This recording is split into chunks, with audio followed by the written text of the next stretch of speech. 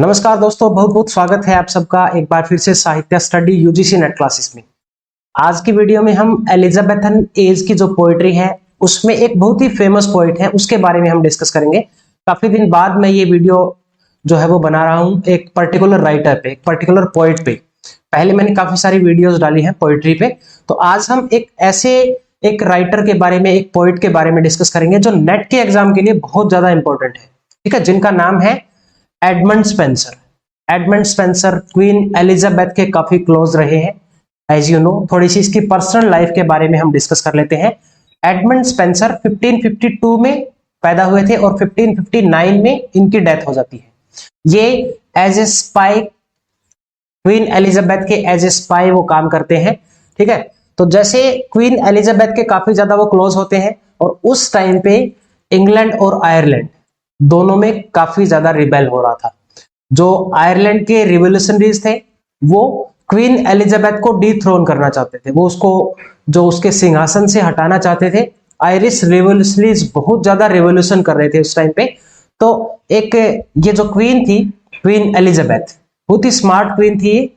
इन्होंने एक प्लानिंग की कि क्यों न एडमंड स्पेंसर को आयरलैंड का गवर्नर बना के वहां भेजा जाए। तो क्योंकि देखो सबसे इंपॉर्टेंट चीज क्या है, Edmund Spencer's ancestor came from Ireland. ये आयरलैंड से बिलोंग करते थे, इनके जो एंसेस्टर थे, तो ये भी आयरलैंड से बिलोंग करता था।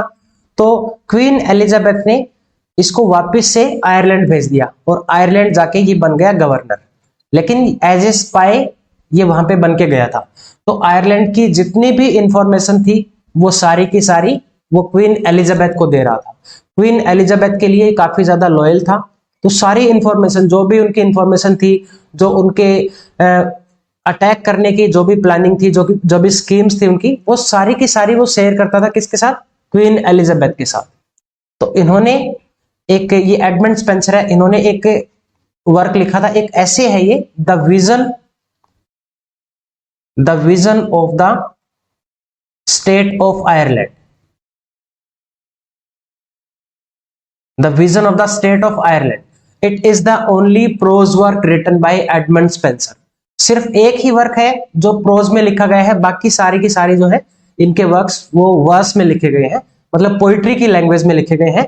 तो ये आपको याद रखना इंपॉर्टेंट पॉइंट है। कौन सा एक वर्क है एडमंड स्पेंसर का जिसको प्रोज में लिखा गया है? ओनली वर्क ये एक ऐसे है, the vision of the state of Ireland. तो इसमें इन्होंने क्या किया, एडमंड स्पेंसर ने जितनी भी उनके सीक्रेट्स थे आयरलैंड के रिवोल्यूशनरीज जो रिवोल्यूशन कर रहे थे इंग्लैंड के अगेंस्ट, वो सारे के सारे उसने इसमें लिख दिए, सब कुछ शेयर कर दिया क्वीन एलिजाबेथ के साथ। तो फिर क्या हुआ, ये जो आयरलैंड के रिवोल्यूशनरीज थे, आयरिश रिवोल्यूशनरीज, इनको पता चल गया था कि एडमंड स्पेंसर ने हमें धोखा दिया है, हमारे सारे सीक्रेट्स जो है वो शेयर कर दिए, कितने सारे इनके हथियार हैं, किस तरह से अटैक करेंगे ये, क्या इनकी वॉर की प्लानिंग है, सब कुछ बता दिया। तो अब आयरिश जो रिवोल्यूशनरीज थे उनको ऐसा लगता था कि अब हमारे जो सारे सीक्रेट हैं वो रिवील हो गए हैं, तो हम इंग्लैंड के अगेंस्ट नहीं जीत पाएंगे। तो वो भागते हैं, गुस्से में हो जाते हैं और एडमंड स्पेंसर के घर की तरफ भागते हैं। ये एक किलकोलमैन फोर्ट, यहां पे एडमंड स्पेंसर का घर था। ठीक है, तो ये रिवोल्यूशनरीज गुस्से में जाके उस फोर्ट को आग लगा देते हैं। ये किलकोलमैन का फोर्ट था, इसको जला देते हैं। और ऐसा माना जाता है, it is believed that 6.5 books remained and the rest of the books of Fairy Queen burnt in Kilcolman art, and it is believed one of the kid of Edmund Spenser burnt alive in this Kilcolman fort. आग लगा दी revolutionaries ने, इसकी जो family थी वो वहां पे थी और ऐसा माना जाता है कि इसका एक बेटा था जो वहां पे जिंदा जल गया था। और 12 बुक्स लिखी थी फेरी क्वीन में। ठीक है, 12 बुक्स लिखी थी इसने, लेकिन वहां पे इनकी जो मैन्युस्क्रिप्ट्स हैं वो जल जाती हैं, 6.5 बुक्स इनकी बचती है। राइट, ये इंपॉर्टेंट पॉइंट है, याद रखना। किलकोलमैन फोर्ट में जो रिवोल्यूशनरीज थे उन्होंने इसको जला दिया था। अब आयरिश रिवोल्यूशनरीज के डर से एडमंड स्पेंसर भाग गया, कहां पे? वापस इंग्लैंड जा रहा है। तो जंगल के रास्ते से वो इंग्लैंड जा रहा था। तब जो ये आयरिश रिवोल्यूशनरीज थे इन्होंने क्या किया, अब इन लोगों ने उनसे क्या बातचीत की, एडमंड स्पेंसर रास्ते में था, इंग्लैंड पहुंच गया था, लेकिन अब इन्होंने जो बातचीत की कि हम हार मान लेंगे, एज ए स्लेवरी हम एक्सेप्ट कर लेंगे, हम इंग्लैंड के साथ युद्ध नहीं करेंगे, हम अपनी हार स्वीकार कर लेंगे, बट एक कंडीशन पे। और उनकी कंडीशन क्या थी? We want Edmund Spenser back, हमें ये एडमंड स्पेंसर वापस चाहिए। तो अब being a smart Queen Elizabeth decide to deal with Irish revolutionaries. उसने कहा कि ठीक है, मैं आपको एडमंड स्पेंसर सौंप दूंगी, तुम अटैक मत करना। उसने सोचा ऑल वन फॉर ऑल, कि एक आदमी के बदले पूरे जो देश के सोल्जर्स हैं उनकी जान बच रही है, देश के जो भी सिविलियंस थे उनकी जान बच रही है, क्योंकि वॉर होगा तो फिर बहुत सारे लोगों की जानें जाएंगी। तो क्वीन एलिजाबेथ ने डिसाइड किया कि हम एडमंड स्पेंसर को वापस दे देंगे, तुम कोई भी अटैक नहीं करोगे। तो ये उन दोनों के बीच में डील हुई, आयरलैंड और इंग्लैंड के बीच में। अब एडमंड स्पेंसर को जब इस बात का पता चलता है कि क्वीन एलिजाबेथ ने ये डिसाइड कर लिया है कि वो वापस सौंप देगी आयरलैंड को, तो अब एडमंड स्पेंसर के दिमाग में क्या आया कि वो लोग बहुत ज्यादा टॉर्चर करेंगे, क्योंकि उन लोगों के साथ धोखा किया है एडमंड स्पेंसर ने। तो अब वो जंगल में भागता रहा, ना ही वो इंग्लैंड गया, ना ही वो आयरलैंड रह पाया।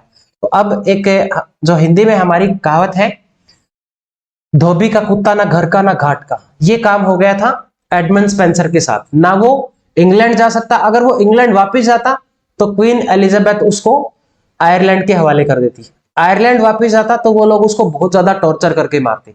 इसलिए उस जंगल में ही भूख की वजह से उसकी डेथ हो जाती है। और बेन जॉनसन, जो एक बहुत ही फेमस पोस्ट शेक्सपियरियन ड्रामेटिस्ट है, उन्होंने एडमंड स्पेंसर के बारे में बोला है, एडमंड स्पेंसर के बारे में, Edmund Spenser died at the age of 46 for the want of bread. एक ब्रेड यानी कि भूख की वजह से इनकी डेथ हो जाती है, राइट।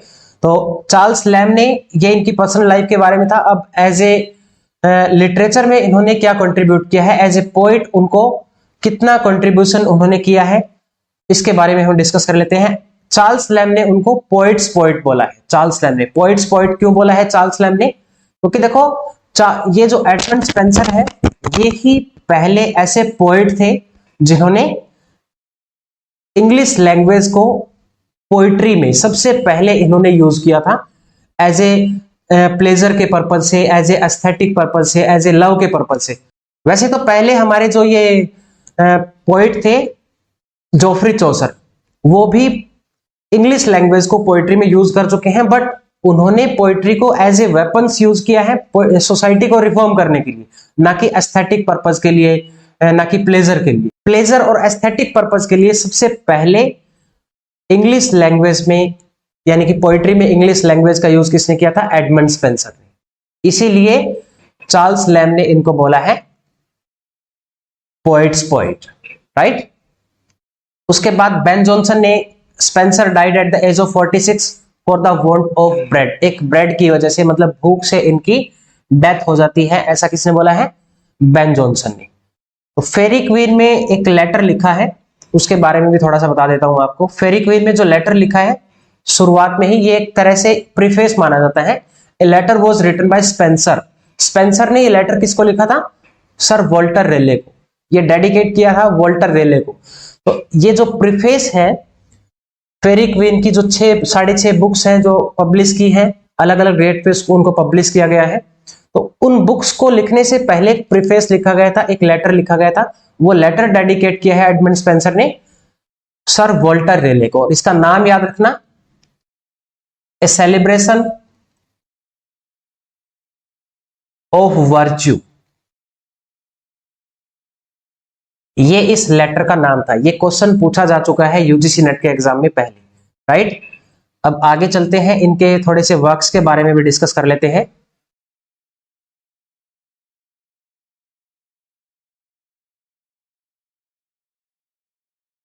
ये कुछ हमारे जो राइटर हैं जिन्होंने एडमंड स्पेंसर के बारे में बोला है, जैसे ड्राइडन ने इसके बारे में बोला है, Shakespeare himself might not have achieved so much if Spencer had not lived and लेबर्ड। WB. Yeats ने स्पेंसर को द फर्स्ट मोरलिस्ट बोला है, द फर्स्ट सैलरीड मोरलिस्ट। पहले ऐसे पोइट थे जिनको सैलरी मिलती थी। क्वीन एलिजाबेथ ने 100 पाउंड पर मंथ के अकॉर्डिंग इनको पे करते थे वो लोग, राइट। मिल्टन ने एरोपैजिटिका में बोला है स्पेंसर को, our sage and serious poet whom I dare to be known to think a better teacher than Scots or Aquinas, right। Alexander Pope ने भी कंपेयर किया है स्पेंसर को। Alexander Pope compared Spenser to a mistress whose fault we see but love her with them all। ये important point है सारे, ये note कर लेना, पेपर में इस तरह के क्वेश्चन आते हैं अक्सर, राइट। आगे चलते हैं, अब इनके वर्क्स की बात कर लेते हैं डायरेक्टली, ज्यादा डिटेल में हम नहीं जाएंगे क्योंकि बहुत टाइम लग जाएगा, वीडियो काफी ज्यादा लंबी हो जाएगी। तो अगर सबसे इंपॉर्टेंट इनकी बुक्स की बात करें तो इनका सबसे इंपॉर्टेंट वर्क है फेरी क्वीन। फेरी क्वीन को 3 पार्ट में पब्लिश किया गया है। पहली 3 बुक्स इनकी पब्लिश की गई थी 1590 में, उसके बाद अगली जो 3 बुक्स है वो 1596 में, और फाइनल पब्लिकेशन आई थी 1609 में, जिसमें कंप्लीट 6.5 बुक्स पब्लिश की गई थी। तो फाइनल पब्लिकेशन आपको अच्छे से याद करनी है 1609। ये एक एपिक पोएम है जिसको स्पेंसरियन स्टैंजा में लिखा गया है। स्पेंसरियन स्टैंजा कौन सा है? 9 लाइन का इनका स्टैंजा है जिसको स्पेंसरियन स्टैंजा बोलते हैं, जिसकी राइम स्कीम है ए बी बी सी सी। ये भी आपको याद करनी है। सारी की सारी जो बुक्स हैं वो किंग आर्थर पे बेस्ड है। किंग आर्थर के बारे में आपने सुना होगा बहुत। इनके जो 12 नाइट्स थे उनमें 24 नोबल क्वालिटीज थी, उनकी क्वालिटीज वर्च्यू के बारे में ही पूरी की पूरी बुक्स लिखी गई हैं। ये इंट्रोडक्टरी जो लेटर है फेरी क्वीन का वो किसको लिखा गया है? वॉल्टर रिले को, जिसको हम ऑलरेडी डिस्कस कर चुके हैं, राइट। उसके बाद आगे ये एक एलेगोरिकल पोएम है, एपिक पोएम है, which we can find the praise of Queen Elizabeth as Gloriana. Queen Elizabeth को इसमें प्रेज किया गया है एज ग्लोरियाना। जो नाम दिया गया है उसमें वो किसको रिप्रेजेंट कर रहा है? क्वीन एलिजाबेथ को। Spencer called this epic a dark conceit. इसमें 6 बुक्स हैं, 6 के 6 बुक्स के बारे में हम थोड़ा थोड़ा डिस्कस करेंगे, ज्यादा डिटेल में नहीं जाएंगे। चलिए पहली बुक देखते हैं। देखो जितनी भी ये बुक्स है इसमें एक हीरो का नाम है और उसकी एक नोबल क्वालिटी को डिपिक्ट किया गया है। तो मोस्ट इंपॉर्टेंट पॉइंट ये है कि आप जो भी बुक के हीरो हैं उनके नाम याद करें, और जो भी इनकी जो वर्च्यू है, कौन से वर्च्यू को रिप्रेजेंट कर रहे हैं ये हीरो, वो भी आपको याद करना है, क्योंकि मैच मेकिंग में एक क्वेश्चन एक दो बार इस तरह का क्वेश्चन यूजीसी नेट के एग्जाम में पूछा गया है। वो सबसे पहले मैं आपको बता देता हूं। फर्स्ट बुक जो है वो रेड क्रॉस नाइट, इसमें हीरो है और ये एक वर्च्यू को रिप्रेजेंट करते हैं, होलीनेस को, ठीक है। और ये एक लेडी को प्रोटेक्ट करते हैं, इसमें ऊना नाम होता है उसका।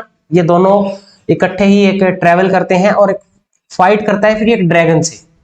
एरर नाम का एक ड्रैगन है, इसको ये मार देता है। और इसमें एक विजर्ड होता है, एक मैजिशियन है आर्चिमा, ये ट्रिक्स करता है रेड क्रॉस नाइट के साथ, ठीक है, ताकि ये ऊना का कुछ फायदा उठा सके। लेकिन रेड क्रॉस नाइट यहाँ पे फिर आगे ड्यूसा से मिलता है, who finds distress in order to entrap him। ये कोशिश करती है कि उनको इंट्रैप कर दिया जाए, इनको इनके मार्ग से भटका दिया जाए। लेकिन ऊना और आर्थर फिर हेल्प करते हैं रेड क्रॉस नाइट की recover in the house of holiness, इस हाउस ऑफ होलीनेस को रिकवर करने में। तो मेन इंपॉर्टेंट बुक 1 में क्या है? रेड क्रॉस नाइट जो हीरो है और इसका वर्च्यू है होलीनेस। होलीनेस को रिप्रेजेंट करता है, एक लेडी को प्रोटेक्ट करता है जिसका नाम है ऊना, और एक ड्रैगन के साथ फाइट करता है जिसका नाम है एरर। तो ये फर्स्ट बुक में इंपॉर्टेंट है। उसके बाद नेक्स्ट बुक की हम बात करें, बुक सेकंड। बुक सेकंड में जो हीरो है इस बुक में वो है सर ग्वाइन, और ये रिप्रेजेंट करते हैं टेम्परेंस को, ये इनका वर्च्यू है। यहां भी वो आर्चिमागो मैजिशियन है, इसमें रेड क्रॉस नाइट फिर से अपीयर होता है। यहाँ पे सर ग्वाइन डिस्कवर करता है एक वुमेन को किलिंग हरसेल्फ, जो खुद को मारने के लिए सोचती है, out of the grief for having her lover tempt and bewitched by the witch Acrasia and killed. ये एक विच का नाम है एक्रेजिया, ये भी मोस्ट इंपॉर्टेंट है, याद करना इसको। तो फिर सर ग्वाइन्स वो शपथ लेता है to avenge them and to protect their child, कि ये इनके बच्चे को बचाएगा, वो उसको इनका जो बच्चा होता है उसको बचा भी लेता है, ठीक है। बुक सेकंड में है ये। सर ग्वाइन जो हीरो है किसको रिप्रेजेंट करता है? टेम्परेंस को। सारे इंपॉर्टेंट पॉइंट है नेट के एग्जाम के लिए। उसके बाद नेक्स्ट हमारी बुक है बुक थर्ड, जिसमें वर्च्यू ऑफ चैस्टिटी को रिप्रेजेंट किया गया है। वर्च्यू ऑफ चैस्टिटी, इसमें एक हीरो नहीं है, हीरोइन है, लेडी है ये, ब्रिटोमार्ट, लेडी ब्रिटोमार्ट। ठीक है, ये रिवील करती है ब्रिटोमार्ट रेड क्रॉस नाइट के आगे that she is pursuing sir Artegal because she is destined to marry him, वो उससे शादी करना चाहती है। तो थर्ड बुक में आपको ऐसा भी क्वेश्चन पूछा जा सकता है कि कौन सी बुक में लेडी नाइट है। ठीक है, बाकी तो मेल है नाइट, लेकिन इसमें फीमेल नाइट है, तो ये भी बुक थर्ड इंपॉर्टेंट है। बुक थर्ड में लेडी नाइट है ब्रिटोमार्ट, जो किस कौन से वर्च्यू को रिप्रेजेंट करती है, चैस्टिटी को। और जो बुक फोर्थ है उसकी स्टोरी शुरू हो जाती है थर्ड बुक में। ये भी इंपॉर्टेंट पॉइंट है, आपको पूछा जा सकता है पेपर में कि कौन सी बुक में नेक्स्ट बुक की स्टोरी शुरू हो जाती है, तो फोर्थ बुक वाली जो है वो थर्ड में ही शुरू हो जाती है। राइट, नेक्स्ट आगे चलते हैं। बुक फोर, बुक फोर में the legend of Cambell and Telamond, ये फ्रेंडशिप इनका वर्च्यू है, ये लोग हैं इसमें, the legend of Cambell and Telamond, ये दोनों हीरो हैं इसमें। और ये कौन से वर्च्यू को रिप्रेजेंट करते हैं, फ्रेंडशिप को। ठीक है, सिर्फ इसमें इतना याद रखना, ज्यादा पढ़ने की जरूरत नहीं है डिटेल में। नेक्स्ट है फिर हमारी बुक फिफ्थ, इसमें सर आर्टिकल है। Sir article represent the virtue of justice, ये जस्टिस वाले वर्च्यू को रिप्रेजेंट करते हैं सर आर्टिकल, इसमें ये इंपॉर्टेंट है। हमारी लास्ट जो बुक है, book six, it is centred on the virtue of courtesy as embodied sir Calidore. Sir Calidore जो है वो कौन से वर्च्यू को रिप्रेजेंट करते हैं, कर्टसी को। राइट, ये है फेरी क्वीन के बारे में, जो भी इंपॉर्टेंट पॉइंट थे वो सारे मैंने यहाँ पे लिखे हुए हैं। अब आगे भी उनकी कुछ बुक्स और इंपॉर्टेंट है, वो भी हमने पढ़नी है। जैसे द सेफर्ड कैलेंडर है, इसके बारे में भी कुछ इंपॉर्टेंट पॉइंट है। ये एक सबसे पहले तो आप याद रखना एक पॉइंट, इंग्लिश की अगर हम बात करें तो ये एक पेस्टोरल का एग्जांपल है। पेस्टोरल, पेस्टोरल क्या होता है, जिसमें जो बुक है वो डील करती है, जो पोएम है वो डील्स करती है सेफर्ड की लाइफ के साथ। सेफर्ड की लाइफ होती है रूरल लाइफ की, रूरल लाइफ के बारे में बात की जाती है, जिसमें डिस्क्रिप्शन रिवर्स की होती है, नेचुरल सराउंडिंग्स की बात होती है, लव के बारे में बात होती है। इसको हम पेस्टोरल बोलते हैं। पेस्टोरल, बिकोलिक्स और इकोलॉग, ये सारे तीनों एक ही चीज होते हैं। पेस्टोरल, बिकोलिक्स और इकोलॉग तीनों सेम होते हैं, इनमें कोई डिफरेंस नहीं होता। तो ये भी मोस्ट इंपॉर्टेंट है, याद करना। अगर हम बात करें सबसे पहले पेस्टोरल किसने लिखने शुरू किए थे, पेस्टोरल सबसे पहले लिखे थे वर्जिल ने, ये यहां पे लिखा है वर्जिल और थियोक्रिटिस। ऐसा माना जाता है कि सबसे पहले अगर पेस्टोरल की बात की जाए तो पेस्टोरल पोएम जो है या बिकोलिक्स या इकोलॉग वो किसने लिखने शुरू किए थे, वर्जिल ने और थियोक्रिटिस ने। बट अगर हम बात करें इंग्लिश लैंग्वेज की तो इंग्लिश लैंग्वेज में सबसे पहले पेस्टोरल लिखा है एडमंड स्पेंसर ने। बट यहां भी डिबेट है, कुछ लोग मानते हैं कि इसको जॉन स्केल्टन ने लिखना शुरू किया था। John Skelton early Tudor dynasty के पोएट हैं जॉन स्केल्टन, जिन्होंने एक कॉलिन क्लाउड नाम से,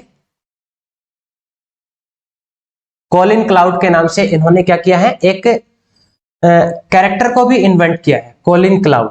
ये इनका एक फिक्शनल कैरेक्टर है, पेपर में पहले ये क्वेश्चन भी पूछा जा चुका है, कॉलिन क्लाउड वाला। ठीक है, ये इसमें आगे मैंने लिखा भी हुआ है, the poem introduce Colin Clout as a folk character originated by John Skelton. John Skelton ने ओरिजिनेट किया था इस कैरेक्टर को। तो Colin Clout come home again के नाम से एडमंड स्पेंसर ने एक पोएम को भी लिखा है। इसमें ये जो बुक है द सेफर्ड कैलेंडर, इसमें टोटल 12 इकोलॉग्स है। Each eclogue after a different month, हर एक इकोलॉग हर एक साल के हर एक मंथ को रिप्रेजेंट करता है। ठीक है, 12 इकोलॉग हैं, 12 महीने होते हैं, तो एक एक मंथ को रिप्रेजेंट करता है।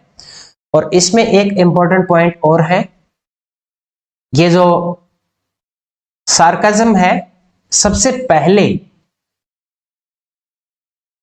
सार्काज्म यूज किया है इस पोएट्री में। The term sarcasm is first used in English in Spencer poem. कौन सी पोएम में, सेफर्ड कैलेंडर में। सार्काज्म होता है टू अनॉय समवन, किसी को चिढ़ाना या किसी का मजाक उड़ाना, उसको सैरकज्म बोलते हैं। तो सबसे पहले सैरकज्म कौन सी पोइट्री में यूज किया गया है ये वर्ड, ये भी आपको पूछा जा सकता है पेपर में। तो ये कौन सी पोइट्री में है? द सेफर्ड कैलेंडर में। उसके बाद नेक्स्ट वर्क है अमोरिटी। अमोरिटी 1595 में लिखा गया, और हाँ 1595 में लिखा है। अमोरिटी ये इटालियन वर्ड है amoretti, which means little love gift और लिटिल लव्स पोइम। इसमें छोटी छोटी लव्स पोइम है। ये सीक्वेंस है 89 सोनेट्स का, dedicated to his second wife Elizabeth Boyle. ये डेडिकेट किया गया है एलिजाबेथ बॉयल को। उसके बाद नेक्स्ट वर्क है एपिथैलेमियन। देखिए ये दो इंपॉर्टेंट पॉइंट है यहाँ पे, एपिथैलेमियन और प्रोथैलेमियन क्या होता है। एपिथैलेमियन को अगर सिंपल शब्दों में बोला जाए तो ये एक मैरिज सॉन्ग होता है, ठीक है। एपिथैलेमियन एक पोइट खुद लिखता है, खुद लिख के अपनी वाइफ को वो डेडिकेट करता है, ठीक है। एक तरह से पहले के टाइम पे जब जो ये पोइट्स होते थे या जो भी लोग पहले होते थे, जब उनकी शादी होती थी तो वो अपनी वाइफ को एज ए गिफ्ट वो एक पोएम गिफ्ट करते थे, ठीक है। तो एपिथैलेमियन एक पोइट खुद लिखता था जो अपनी वाइफ को डेडिकेट करता था, और प्रोथैलेमियन इसका अपोजिट होता है, वो खुद नहीं, किसी जैसे कोई भी आम लोग हैं जिनको पोइट्री के बारे में नॉलेज नहीं है, लिखना नहीं आता, तो वो क्या करते थे, दूसरों से परचेज करते थे। तो वो परचेज करते थे, उसको बोलते हैं प्रोथैलेमियन। प्रोथैलेमियन तो वो जो दूसरे पोइट से लिखवाते थे अपनी वाइफ के लिए, ठीक है, उसको प्रोथैलेमियन बोला जाता है। ये लिखा है 1596 में। और किसके लिए लिखा है ये? Occasion of the twin marriage of the daughter of the earl of Worcester, Elizabeth Somerset और कैथरीन सोमरसेट। ये दो बहनें हैं, ठीक है, इनके लिए ये प्रोथैलेमियन लिखा है। किसने? एडमंड स्पेंसर ने। इसमें थेम्स रिवर का डिस्क्रिप्शन है, बहुत जगह पे आपको ये रिवर का डिस्क्रिप्शन मिलेगा। The poem begins with the description of river Thames where Spenser finds two beautiful women. इसमें एक इंपॉर्टेंट लाइन है, ये लाइन आपको पढ़नी है, याद करनी है। Sweet Thames run softly, opening line है इस सॉन्ग की। Sweet Thames run softly till I end my so, और the same line is used by T S. Eliot in his The Waste Land. बिल्कुल डिटो सेम लाइन यूज की है T.S.. Elliott ने, कहां पे? वेस्टलैंड में। यह भी मोस्ट इंपॉर्टेंट पॉइंट है इस पोएम से। उसके बाद आगे चलते हैं, फिर नेक्स्ट है एस्ट्रोफिल। एस्ट्रोफिल एंड स्टेला सुना होगा, फिलिप सिडनी का बहुत ही फेमस सोनेट सीक्वेंस है, मास्टर्स में भी है, बहुत सारी यूनिवर्सिटीज के सिलेबस में ये। एस्ट्रोफिल लिखा है 1595 में। किसने लिखा है इसको? एडमंड स्पेंसर ने। It is a pastoral elegy. Most important point है, एस्ट्रोफिल जो है वो एक पेस्टोरल एलिजी है, क्योंकि इसमें रिवर्स के सराउंडिंग्स, जो रूरल सराउंडिंग्स है, या फिर सेफर्ड्स की का डिस्क्रिप्शन है, इस तरह की चीजें होती है। अभी मैंने रिसेंटली आपको बताया था कि पेस्टोरल चीजें, जो पेस्टोरल इकोलॉग है उनको बोलते हैं, लेकिन ये एलिजी है। एलिजी किसी की भी डेथ पे लिखी जाती है, और पेस्टोरल एलिजी होती है जिसमें सेफर्ड्स वगैरह का डिस्क्रिप्शन होता है, रूरल सराउंडिंग्स होती है, डिस्क्रिप्शन होता है नदियों का, झरनों का, ये सारी चीजें होती है इसमें, तो उसको बोलते हैं पेस्टोरल। ये एक पेस्टोरल एलिजी है, written by Spenser on the death of Sir Philip Sidney. Sir Philip Sidney की डेथ पे ये लिखा गया है। It was dedicated to Sidney's wife, Sidney की जो विडो थी, काउंटेस ऑफ एसेक्स बोलते हैं उसको, उसका नाम जो है वो फ्रांसिस वॉलसिंगम था। फ्रांसिस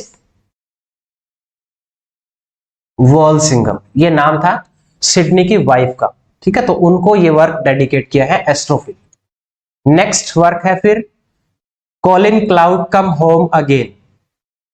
ये वर्क 1595 में लिखा था, जब एडमंड स्पेंसर कहां पे था? आयरलैंड में। जब क्वीन एलिजाबेथ ने उनको वापस एज ए स्पाई बनाकर कहां भेजा था? आयरलैंड भेजा था। तब इन्होंने लिखा था Colin Clout come home again. Colin cloud अब अपने घर वापस जा रहा है, क्योंकि ये आयरलैंड से बिलोंग करता था, तो आयरलैंड जब ये वापस जा रहा था तब ये वर्क लिखा था। और ये कॉलिन क्लाउड्स वाला कैरेक्टर किसने इन्वेंट किया है? अभी मैंने पहले बताया था आपको, ये जॉन स्केल्टन ने, जॉन स्केल्टन, इस राइटर ने, इस पोएट ने इस कैरेक्टर को इन्वेंट किया है। ये एक फिक्शनल कैरेक्टर है। देखो एक क्वेश्चन यहां से पहले और भी बन चुका है कि ये जो टाइटल है इसमें कौन सा फिगर ऑफ स्पीच यूज किया गया है। जब सेम सेम साउंड्स आती है किसी भी लाइन से, किसी फ्रेज से, जब उनके पहले पहले वर्ड से सेम साउंड निकलती है तो उसको एलिट्रेशन बोलते हैं, अनुप्रास अलंकार। इसमें देखो कॉलिन, क्लाउड्स, कम, कै, सारी सेम सेम आवाज आ रही है तो उसको अनुप्रास अलंकार बोलते हैं, यानी कि एलिट्रेशन। इसमें एलिट्रेशन यूज किया गया है। ये भी एक पेस्टोरल पोएम है by Spenser, published in 1595। It is based on the subject of Spenser's visit to London in 1591। He wrote it after returning home in Ireland. ठीक है, जब वो आयरलैंड में वापस जाता है तब इसने लिखा था। ही डेडिकेटेड टू सर वॉल्टर रेले, और इसको डेडिकेट किया है वॉल्टर रेले को। ये एक ऑटोबायोग्राफिकल पोएम मानी जाती है, राइट, क्योंकि अपनी लाइफ के बारे में लिखा है। इसमें खुद कॉलिन क्लाउड कौन है? Edmund Spenser. इसके बाद नेक्स्ट इनकी पोएम है डेफिनेडा। ये भी एक एलिजी है, डेफिनेडा।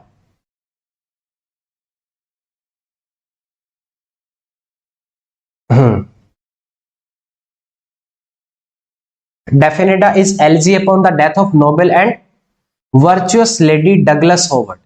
डगलस होवर्ड की डेथ पे ये लिखी गई है डेफिनेडा, राइट, इनकी डेथ पे लिखी गई है। ये एक लेडी है डगलस होवर्ड, इनकी कोई नॉन थी ये, तो याद रखना डेफिनेडा किसकी डेथ पे लिखा गया है? डगलस होवर्ड की डेथ पे। और फिर एक वर्क और बचता है इनका, a view of the present state of Ireland, a vision of the state of Ireland, जो मैंने बिल्कुल शुरुआत में ही आपको बताया था कि it is the only prose written by Edmund Spenser. सिर्फ अकेला ही एक ऐसा वर्क है जिसको प्रोज में लिखा गया है, पोइट्री की लैंग्वेज में नहीं बल्कि प्रोज की लैंग्वेज में लिखा गया। This is the most important point, so please remember A view of the state of Ireland, जिसमें आयरलैंड की सारी प्लानिंग एडमंड स्पेंसर ने लीक कर दी थी, राइट, सारा कुछ शेयर कर दिया था क्वीन एलिजाबेथ से, जिसकी वजह से वहां पे बहुत बड़ा विद्रोह हुआ। आयरलैंड में इनका जो किलकोलमैन फोर्ट है वो जला दिया गया, बहुत बड़ा नुकसान हुआ था आयरिश रेवोल्यूशनरीज के द्वारा, right. So this is all about Edmund Spenser. I hope कि आपको वीडियो अच्छी लगी होगी। नेट के एग्जाम के लिए जितने भी इंपॉर्टेंट पॉइंट्स थे वो मैंने आपको लिखवा दिए हैं। अगर आप चाहते हैं कि इसकी पीडीएफ मैं आपके साथ शेयर करूं तो आप हमारे इंस्टाग्राम साहित्य स्टडी पे जुड़ सकते हैं, और हमारा टेलीग्राम पे भी एक चैनल है साहित्य स्टडी यूजीसी नेट, वहां भी आप विजिट कर सकते हैं। उस टेलीग्राम के चैनल को ज्वाइन कर सकते हैं ताकि आपको ये जो पीडीएफ है वो इजीली वहां पे अवेलेबल मिल जाए, राइट। सो अगर वीडियो अच्छी लगी हो तो अपने फ्रेंड्स के साथ शेयर कीजिए और चैनल को सब्सक्राइब कर लीजिए ताकि आने वाली हर एक वीडियो की नोटिफिकेशन आपको मिलती रहे। अब लगातार कंटिन्यूसली मैं बहुत सारी वीडियोस जो नेट के एग्जाम के लिए डालूंगा, ठीक है, एक एक पर्टिकुलर राइटर को हम इसी तरह से पढ़ेंगे। तो मिलते हैं आपसे अगली वीडियो में, तब तक के लिए अपना ख्याल रखें। Be safe, stay connected, best of luck, God bless you.